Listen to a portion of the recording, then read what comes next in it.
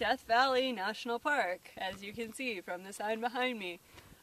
It is 3 in the afternoon and it is rather warm, and we're very glad we're not here at high noon, but we will be tomorrow, so look forward to that. The park is hot and dry, and there are some interesting things in it, and we will find them and try not to die of heat and dry.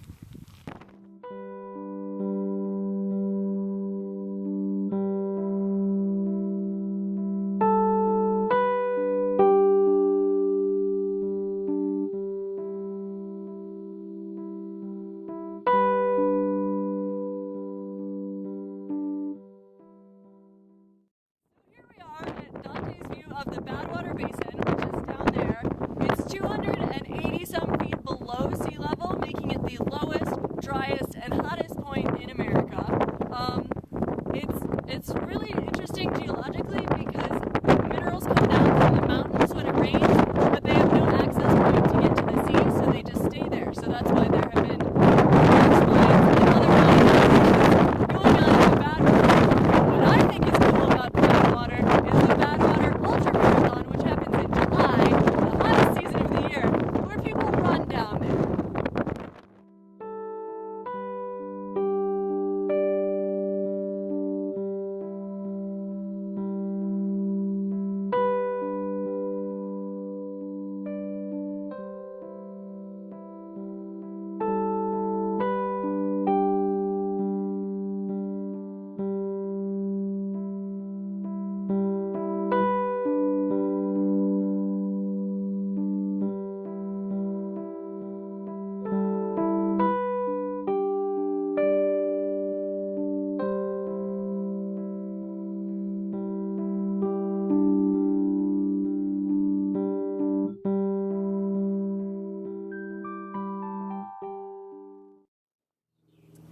Hi, so we're here at Death Valley Ranch, which is more commonly known as Scotty's Castle.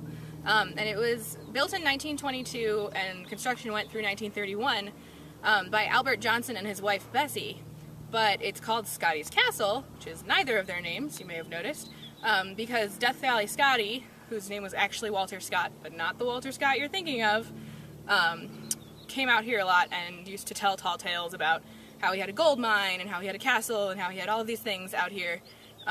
When actually none of those things were his. And eventually Albert Johnson, because they were such good friends, became his sole source of income. And he did live here, although he didn't often sleep inside the building because he was much more comfortable outside in a tent or a shack. But you can take tours here, and in the winter season you can actually take an underground tour as well of the tunnels and a tour of the house that they built for Scotty later on. But we just took a tour of the actual house itself, so let's check that out.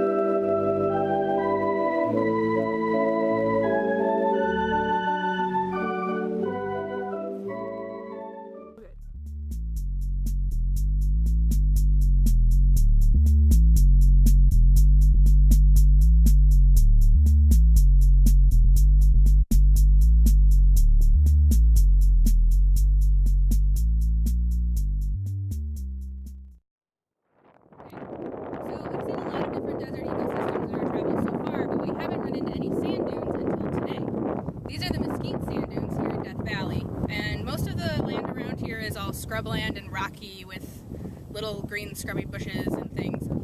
But here, as you can see, there are these giant piles of sand. And there are three things that need to come together in order to make sand dunes. One is sand. You need a lot of sand.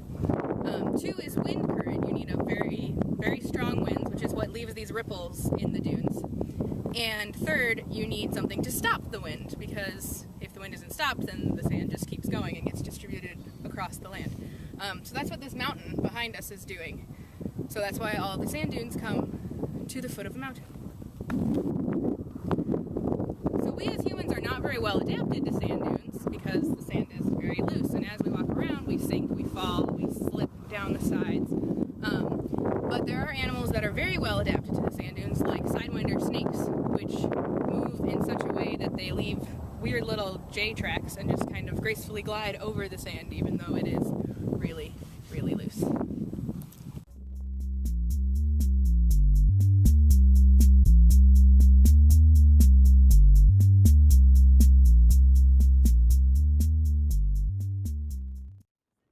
Town outside of Big Bend was such a big disappointment, we've decided to take a trip to another ghost town. Here in Nevada, we're about to stop at Rhyolite, and we've heard talk about this one as opposed to just seeing the signs. And we've heard that it's pretty interesting, so well, we're on our way to check it out.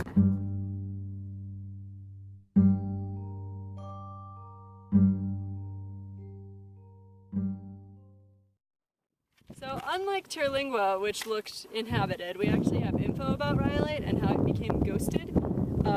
They started a mine here in 1904, and by 1908 there were 8,000 people living in this town, but also in 1908 the mine started failing.